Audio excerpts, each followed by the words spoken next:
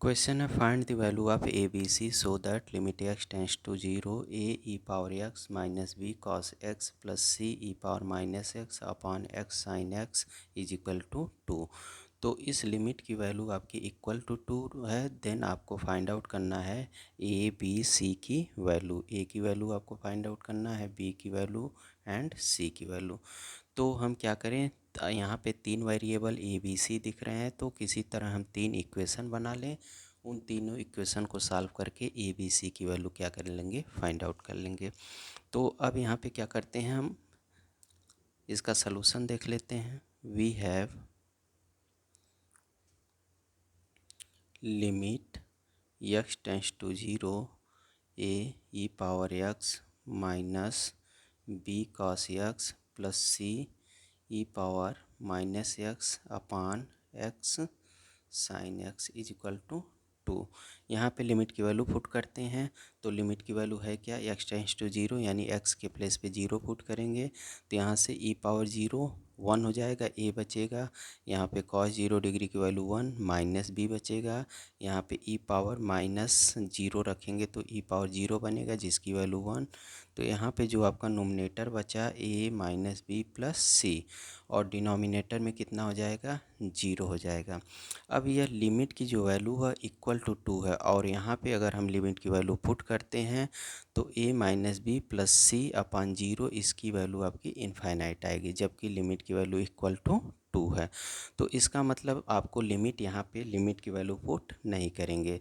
तो लिमिट की value put नहीं करेंगे तो इसको आगे सिंप्लीफाई करेंगे। तो सिंप्लीफाई यह होगा कैसे, बाई एल हॉस्पिटल रूल। और एल हॉस्पिटल रूल तभी अप्लाई होता है जब ये जीरो बाई जीरो फार्म हो या फिर आपका इनफाइनाइट बाई इनफाइनाइट फार्म हो। तो यहाँ पे देखिए, जब लिमिट की वैल्यू हम पुट करते हैं तो इसका डिनोमिनेटर जीरो मिल जाता है, लेकिन नोमिनेटर ए माइनस बी प्लस सी मिलता है। तो इसका मतलब यह है कि इसमें एल हॉस्पिटल रूल तभी लगेगा जब इसका यह नोमिनेटर क्या हो, इक्वल टू जीरो हो। तो अगर यहाँ पे हम क्या करते हैं, लिमिट पुट भी करते हैं तो इसकी वैल्यू इनफाइनाइट होगी, और जबकि इस लिमिट की वैल्यू इक्वल टू टू दिया है। तो इसका मतलब यह है कि यहाँ पे जो नोमिनेटर आपका ए माइनस बी प्लस सी मिल रहा है, यह मस्ट भी इक्वल टू जीरो, यह जीरो के इक्वल होगा। तो यहाँ से आपका यह इम्प्लाइज करेगा कि ए माइनस बी प्लस सी, इसकी वैल्यू किसके इक्वल होगी, जीरो के। सपोज ये आपका इक्वेशन नंबर फर्स्ट है। तो अब यह अगर इक्वल टू जीरो होगी ए माइनस बी प्लस सी की वैल्यू, और इसका डिनोमिनेटर ऑलरेडी जीरो है, तो इसका मतलब जीरो बाई जीरो फार्म हो जाएगा। तो ये जो आपका फार्म बनेगा वह जीरो बाई जीरो। अब यहाँ पे हम क्या करते हैं कि एल हॉस्पिटल रूल का यूज़ कर सकते हैं। तो अब यहाँ पे एल हॉस्पिटल रूल का यूज़ हम कर लेते हैं। तो ये आपका कितना हो जाएगा, limit x tends to zero. यहाँ पे एल हॉस्पिटल रूल यानी आपका डिफ्रेंसिएशन करेंगे नोमिनेटर और डिनोमिनेटर का। तो यहाँ से a e power x cos x का माइनस साइन एक्स, तो यह प्लस बी साइन एक्स और minus c e power minus x upon, यहाँ पे दो फंक्शन है तो फर्स्ट सेकेंड लगाएंगे। First function differentiation of second plus second function into differentiation of first, यह equal to two. Again limit की value put करते हैं। तो लिमिट की वैल्यू पुट करेंगे तो x के प्लेस पे आपका जीरो पुट करेंगे, तो यहाँ से आपका a बचेगा, यह टर्म जीरो हो जाएगा, यहाँ पे माइनस सी। तो इसका numerator a minus c, denominator यहाँ पे अगेन जीरो हो जाएगा।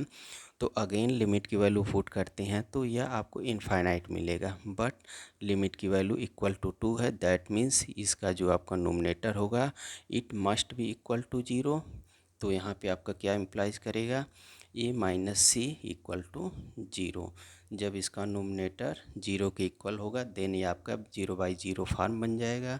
तो यह आपका जो फार्म बना zero by zero, that is indeterminate form. Again इसको हम डिफ्रेंशिएट कर लेंगे बाई एल हॉस्पिटल रूल। तो यह मिलेगा limit x tends to zero a e power x sine x का differentiation cos x plus b cos x, ये आपका plus c e power minus x upon, यहाँ पे फर्स्ट और सेकेंड अप्लाई होगा। तो first function differentiation of second plus second function differentiation of first plus sine x का differentiation cos x equal to two. Again यहाँ से limit की value put करते हैं, तो x के प्लेस पे 0 पुट करेंगे, तो यहाँ पे आपका a plus b cos 0 degree की वैल्यू 1 और यहाँ पे प्लस सी। यहाँ पे अगेन डिनोमिनेटर ये आपका 0, यहाँ पे 1 प्लस 1 2 मिलेगा।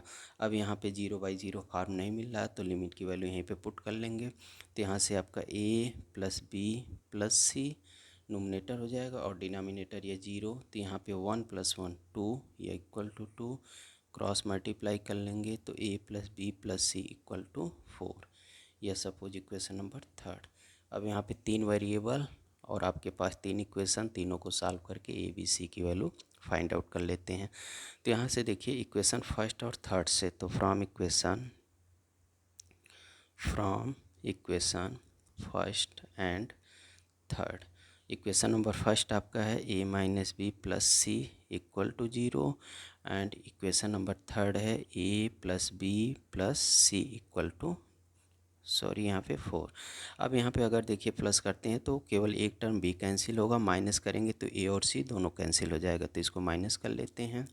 माइनस करेंगे तो यहाँ पे देखिए a टर्म a और c कैंसिल हो जाएगा, ये -2b इक्वल टू -4 बचेगा, तो यहाँ से b इक्वल टू 2 हो जाएगा।